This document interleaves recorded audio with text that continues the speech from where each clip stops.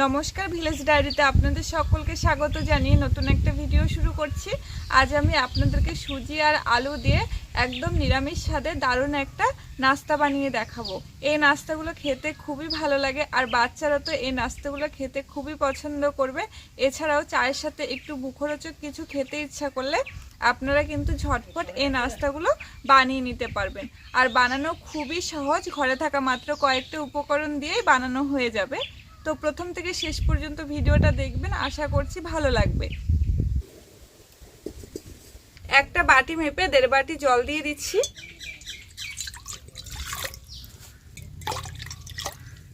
জলের মধ্যে দিচ্ছি 1 চামচ সাদা তেল, দিচ্ছি 1/2 চামচ লবণ।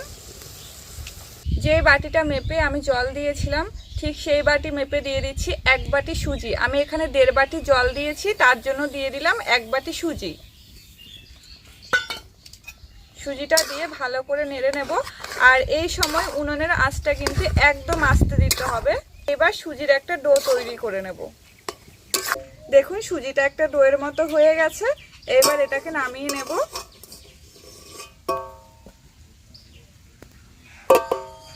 সুজির ডোটা তো বানানো হয়ে গেছে, এইবার আমি আলুর পুরটা বানিয়ে নেব। দিচ্ছি সাদা তেল, ফোড়নে দিচ্ছি গোটা জিরে। ফোড়ন ভাজা হয়ে গেছে, এবার দিয়ে দিচ্ছি টমেটো কুচি, কাঁচা লঙ্কা কুচি,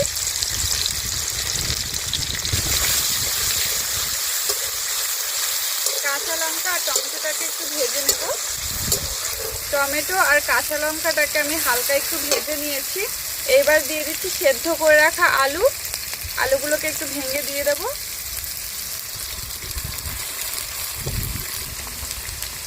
দিয়ে দিচ্ছি স্বাদ মতো লবণ।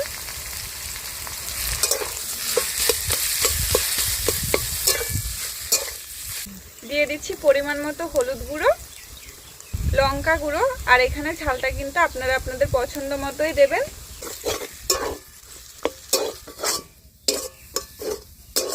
সবশেষে দিয়ে দিচ্ছি ধনেপাতা কুচি। ধনেপাতা কুচি দিয়ে একটুখানি নেড়ে নামিয়ে নেব। আলুর পুরটা হয়ে গেছে, এবার আমি নামিয়ে নিলাম। আর আপনারা এই আলুর পুরের মধ্যে সামান্য অল্পখানি জিরার গুঁড়ো আর গরম মশলার গুঁড়ো দিতে পারেন। আর আমি আজকে খুব কম মশলায় করেছি, তাই জন্য আর দিলাম না। এইদিকে সুজির এই ডোটাও খুব ভালো করে ঠান্ডা হয়ে গেছে। এবার এটাকে আমি মেখে নেব। খুব ভালো করে সুজির এই ডোটাকে মেখে নিতে হবে। সুজির ডোটা দেখুন মাখা হয়ে গেছে। এবার এখান থেকে লেচি কেটে বেলে নেব। বড় করে একটা লেচি কেটে নেব। বেলন চাকির মধ্যে খুব ভালো করে সাদা তেল মেখে নেব।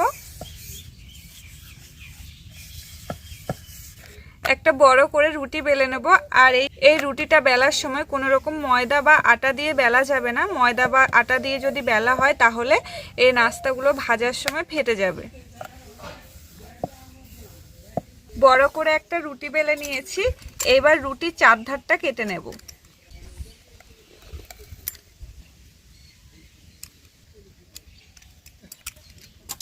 এরকম চৌকো করে কেটে নিয়েছি। আর এগুলো কিন্তু বাদ যাবে না, এগুলো পরের বার বেলা যাবে।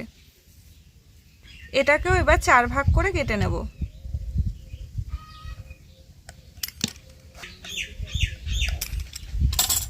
মাঝ বরাবর আলুর পুর দিয়ে দিচ্ছি। এইবার এই দিক থেকে একটা ভাঁজ করব আর এই কোণাটা ভাঁজ করে এটার উপর বসিয়ে দেব। এরপর এই দিক থেকে ভাঁজ করে একই রকম ভাবে এই কোণাটাও এই ভাঁজের উপরে বসিয়ে দেব। বসিয়ে হালকা একটু চেপে দেব। আর এই কোণাগুলোকে এরকম করে সিল করে দিতে হবে।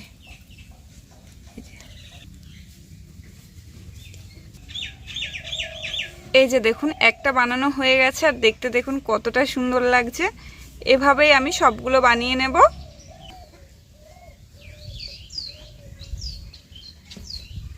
সুজির এই নাস্তাগুলো দেখুন আমার বানানো হয়ে গেছে। আর এখানে আমি একটা বাটিতে নিয়েছি 3 চামচ ময়দা। ময়দার মধ্যে দিচ্ছি কালো জিরে, সাদা তিল, আর দিচ্ছি চিলি ফ্লেক্স, এটা পুরোটাই অপশনাল, আপনারা যদি পছন্দ করেন তো দেবেন। এইবার অল্প অল্প জল দিয়ে মিশিয়ে নেব, একবারে বেশি জল দেব না।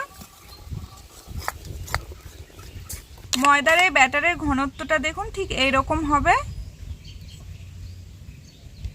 তো এবার আমি এই নাস্তাগুলোকে ভেজে নেব। নাস্তাগুলো ভাজার জন্য কড়াইয়ে তেল গরম হতে বসিয়ে দিয়েছি, আর তেলটা খুব ভালো করে গরমও হয়ে গেছে।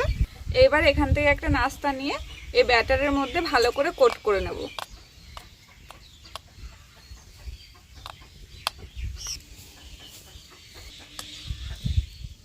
ময়দার ব্যাটারটা দিয়ে ভালো করে কোট করে নিয়েছি, এবার তেলের মধ্যে ছেড়ে দিচ্ছি।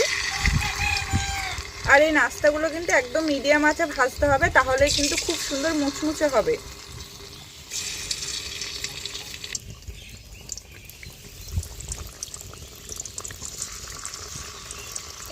এইবার এই নাস্তাগুলোকে মিডিয়াম আঁচে মুচমুচে করে ভেজে নেব।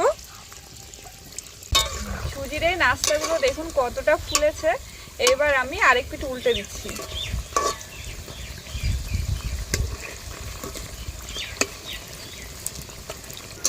সুজির এই নাস্তাগুলোকে মিডিয়াম আছে এরকম লাল করে ভেজে নিয়েছি, এবার তুলে নেব।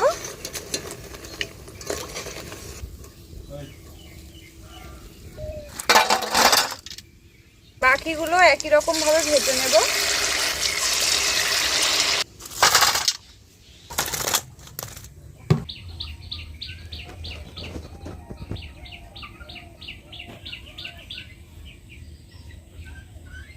সুজির এই নাস্তাগুলো দেখুন দেখতে কতটা সুন্দর হয়েছে, আর অনেকটা কিন্তু ফুলেছে, আর দেখুন কতটা মুচমুচে হয়েছে। আওয়াজটা শুনেই তো বুঝতে পারছেন যে কতটা মুচমুচে হয়েছে। একটা ভেঙে দেখাই।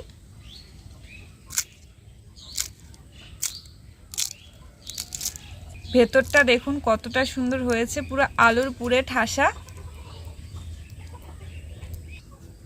সুজির তৈরি এই নাস্তাগুলো দেখতে যেমনটা সুন্দর হয়, খেতেও কিন্তু খুবই ভালো লাগে। আপনারা একবার বানিয়ে খেলেই বুঝতে পারবেন যে এই নাস্তাগুলো খেতে কতটা ভালো হয়।